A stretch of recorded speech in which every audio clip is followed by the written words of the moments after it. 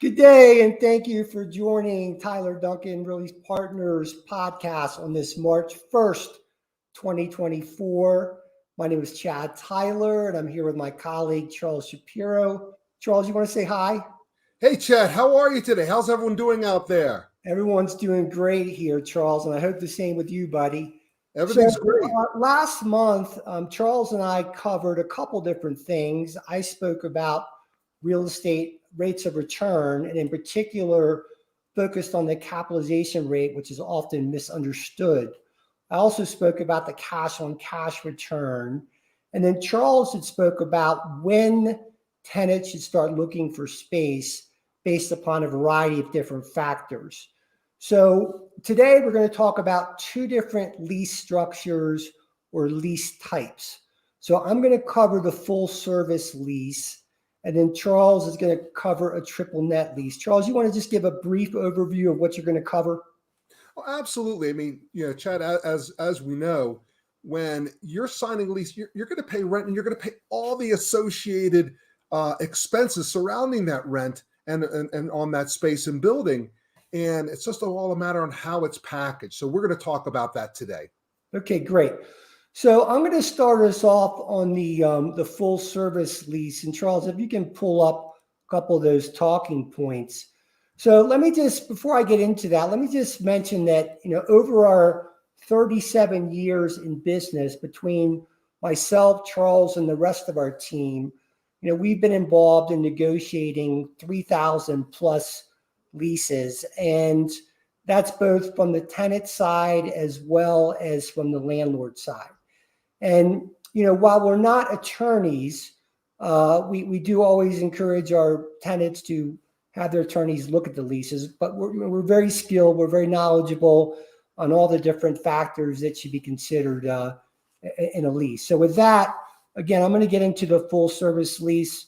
Charles, I don't know if you can increase that resolution or not, but basically in terms of the definition, number one, there's four basic lease structures that we often see in the industry. So I mentioned the full service lease, also another structure called the modified gross lease, the triple net lease, which Charles is going to talk about, and then a percentage lease. So in terms of a full service lease, the basic definition of that is where the lease basically has one lump sum rent number, and it's got everything built into it. So the landlord is taking responsibility for things like all the property maintenance, the operating costs of the building, the property taxes, the insurance. And the tenant, again, has one lump sum rent that has all that sort of baked into it. In addition to that, very frequently with the full service lease, it also includes utilities as well. So, where we see the full service lease structure used most frequently is in office buildings. And there's different reasons for that, but one of the primary reasons for that is that usually the spaces within an office building, they're not separately metered. So that's a big reason why it's treated as a full service lease. And before I talk about some of the advantages and disadvantages, I also want to mention that in most cases, the landlord and the property type is going to drive which lease structure is being used. It'd be very seldom that the tenant would have that opportunity to drive the basic lease structure. So with that, let me hit on some of the advantages and disadvantages of the full service lease. And our intent here today is not to go through every aspect of the lease, because that would take us a long time, and there's many other factors to be considered. But this is just a big picture overview of the two different lease structures. So again, advantages of a full service lease, number one, are predictability in the rent. So you got one lump sum rent, paid monthly or annually, shown annually. And then that is predictable over the lease term. So if it's a 5-year lease term, maybe you have you're going to have a cost of living adjustment. Today's marketplace, that might be 3%, but you know what it is. It's very predictable. In addition to that, with a full service lease, it's also a very simple to administer. So you don't have to worry about, like, once a year, you're going to get a statement from the landlord showing your operating expenses and asking you to pay more money. You know exactly what it is. You're covering your utilities normally in that one lump sum payment. So you also don't have to worry about, in terms of simplicity, taking the risk on the increase in the operating costs from year to year. So let's talk about some disadvantages. So in terms of disadvantages, number one, because the landlord is taking the risk on the operating expenses, then they're going to try and pad the lease rate up a little bit higher to make sure that they're covered. So maybe your rental rate in the full service lease is a little bit higher than it might be under a triple net structure or other structure. In addition to that, sometimes you'll see a full service lease that is kind of window dressed as a full service lease, but you actually have like a base year operating expense number. So let's say you're paying $32 a foot overall in terms of the full service rent. It may show within the lease that the operating expenses for common area maintenance, property taxes, insurance, things like that is $8 a foot. And that's when you sign the lease, that's called the base year. And the landlord may have a provision that says, well, for next year, if I'm increased over that base amount, then you're going to have to pay that difference in addition to whatever cost of living adjustment is in the lease. And so it's something to be aware of and something to watch out for. Also, sometimes or very frequently, very often in a full service lease, there'll be other charges that you may be assessed periodically. So for example, if you have a staff or a team that has to work, off hours, overnight or whatever, so you're adding extraordinary demand on utilities, the landlord has the right to assess you a charge for that. So with a full service lease, there's some basic points of negotiation. The obvious items that you're going to think of are, what is your per square footage rate? Also, what is the length of your lease term? And then what tenant improvements are you getting for that full service rate, or what other modifications you might need to the space that might increase that rate? Some other things that which may not be so obvious are, number one, a core factor. So very frequently with an office building, you have what is considered to be a core factor. So there's a common area, within the office building, things like a common lobby, common area bathrooms, maybe off of that lobby, the elevator, things like that. There could be a common shared conference room that everyone can take advantage of as far as tenants within the building. And so there's a core factor allocated to that or set. So it might be, that if you have, let's say, for example, 100,000 square foot building, well, the core factor might be 5,000 square feet overall of common area, which means the core factor is 5%. So that gets prorated to each tenant, where whatever's put in your lease in terms of how much square footage you're leasing, you have a core factor in there, so you actually don't have that much usable space.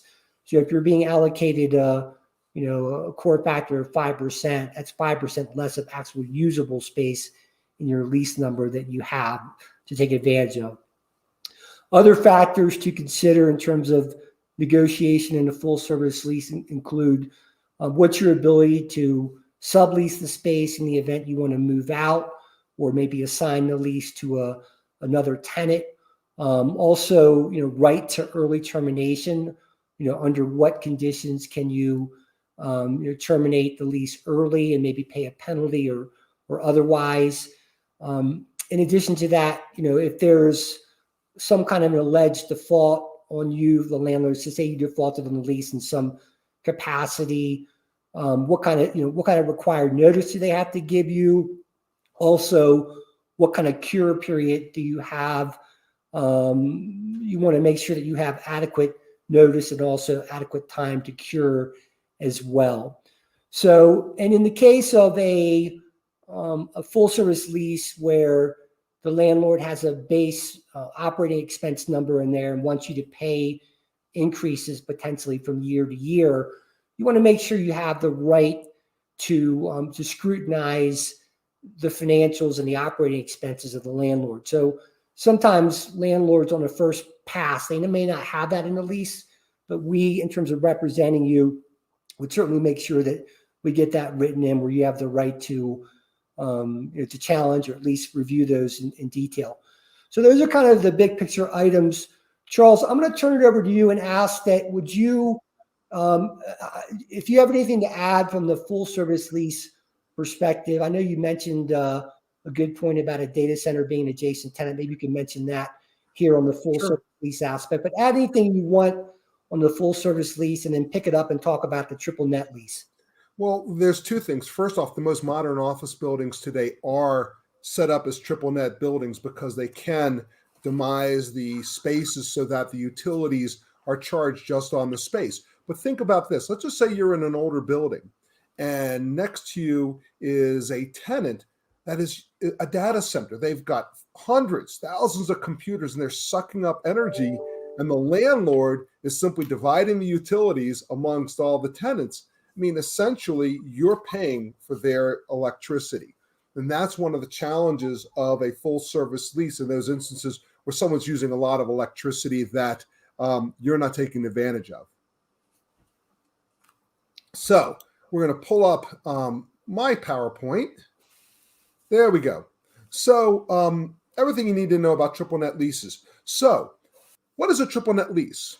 Under a full service lease, the base rent is all you're paying, and that may change year to year. You'll have an annual escalation, or as Chad was talking about, some things may be added in there. But in the lease, you'll see base rent. It'll be quoted base rent. Plus, you have to pay all the expenses associated with that, and that's your total rent. Now, think about it this way. You're a McDonald's and you're renting a building. Essentially, you don't want the owner to have anything to do with that building. So you want a pure triple rent. I'll pay all the expenses. I'll even just pay your tax bill. So that's a pure triple net type rent. But this is the basic setup of a triple net rent. Base rent plus all expenses equals the total rent. Now, the expenses includes taxes, insurance, common area maintenance. So common area maintenance includes all sorts of things. It includes landscaping, parking lot maintenance, utilities, for the parking lot, anything associated with that building. So let's just say a landlord is quoting $16 per square foot on a 5,000 square foot space. Now, the building is 50,000 square feet. So you as the tenant, you have 10% of the building. So now, further, if the taxes are, oops, I went a little bit too far. Whatever the taxes are, whatever the insurance is, whatever the costs are, you're going to pay 10% of that. And generally, that's added to your lease payment. So if you're paying $6,606 per month for your rent, and all those expenses, the taxes, the insurance, the maintenance, which comes out to $180,000 for the building, you have to pay $18,000 of that, or $1,500 a month. So your rental payment is going to be $8,166.67. That's how the vast majority of them are paid. Plus, you're paying your own utilities. So you're going to pay the utilities directly to the utility provider. But this is what you're going to be paying your landlord. So when does a triple net lease make sense? First, if the tenant is the only tenant in the building, like I said earlier about a McDonald's, or if you're a full building tenant, the triple net lease just makes pure sense. If it's a multi-tenanted property, if the utilities can be easily metered by suite, which what we said earlier, some of the newer office buildings are pure triple net buildings because they can meter the buildings by suite. But 99.9% of the retail leases are triple net leases. Most of the industrial leases are triple net leases, and most of the flex spaces. Some of them use that industrial gross lease that Chad was talking about earlier. So why do landlords like triple net rents? Well, it shifts the risk of extraordinary increases, from the landlord to the tenant. So let's just say you have a winter of massive amounts of snow, and the cost for snow plowing goes up by a factor of 3. Well, the landlord's going to bill that to the tenant. The landlord's not going to take any of that on the chin. And also for marketing purposes, it allows the landlords to quote a lower base rental rate. So on a new office building, it sounds nicer to be able to say the rents are $40 triple net rather than $65 full service. It just makes sense that the landlord is going to feel a little bit easier, quote unquote, a lower rental rate. So why else do they like a triple net rent? This is the predictable income. They know what the base rent is. That's what they're making their money on, is that base rent, and they know that they're going to charge all of the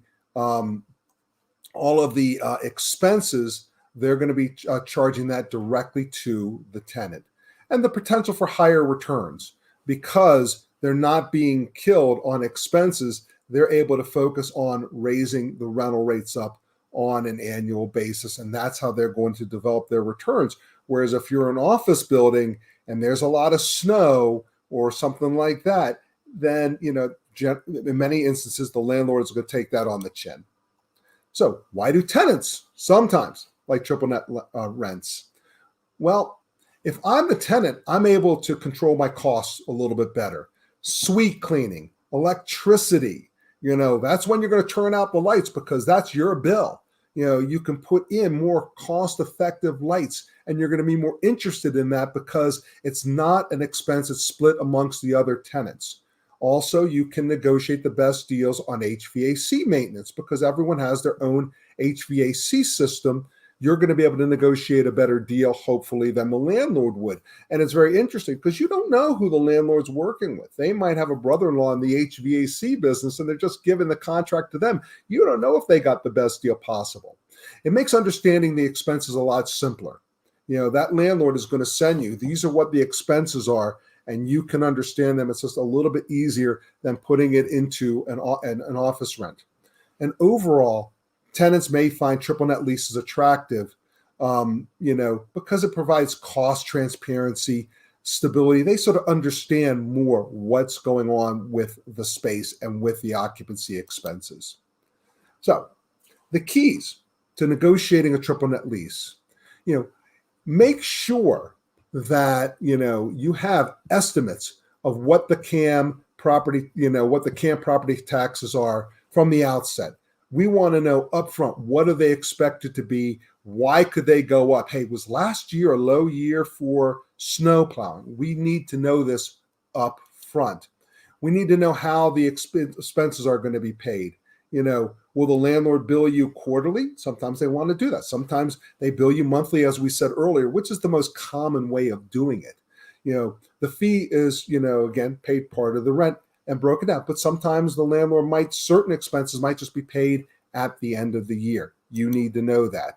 So you need to, as Chad said earlier, you need to be able to challenge those expenses. How in the world? We didn't have any snow last year. And why are we paying 55 cents a foot for snow plowing when we had no snow? So these are things that you can ask much more clearly, and we need to put in the lease that you have that right to protest it so that you understand where these numbers are coming from. And be sure, this is really important, be sure that only expenses are included in your payment.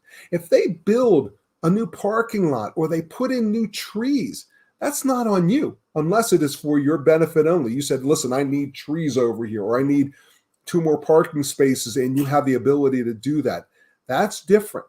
But we don't want the landlord to charge you for capital expenses that should not be a part of what you, the tenant, are paying.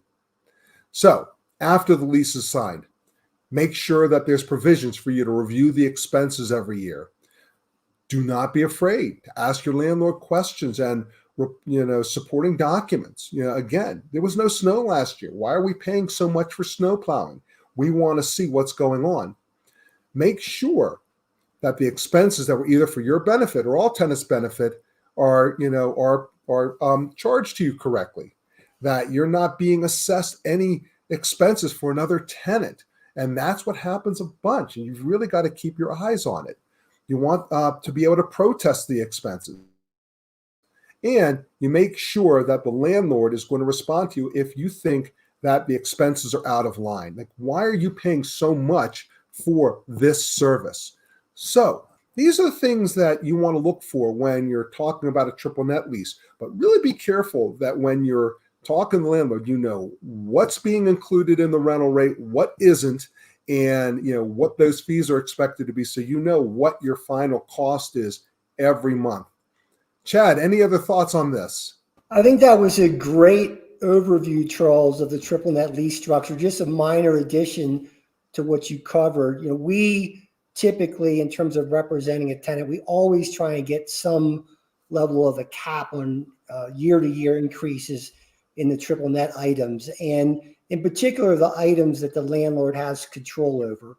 So that would be things like the property management fee and other items like that. But you know, as Charles mentioned, certain things are clearly variable, the snow removal, potentially the property taxes, and they have no control over those items. But other items they do have control over, and often we're able to get some kind of a reasonable cap to the benefit of the tenant. Yeah. Yep. So with that, that's it for today. Again, we really appreciate you joining us this month for the podcast. Hopefully you found some information that's been helpful to you here today, and certainly reach out to us if you want us to look at any item on your lease that you may have a question on. And we look forward to seeing you again next month. You have our contact information here within. So everybody have a great day, and we'll look forward to seeing you again at our next podcast. Thanks, everyone. Take care.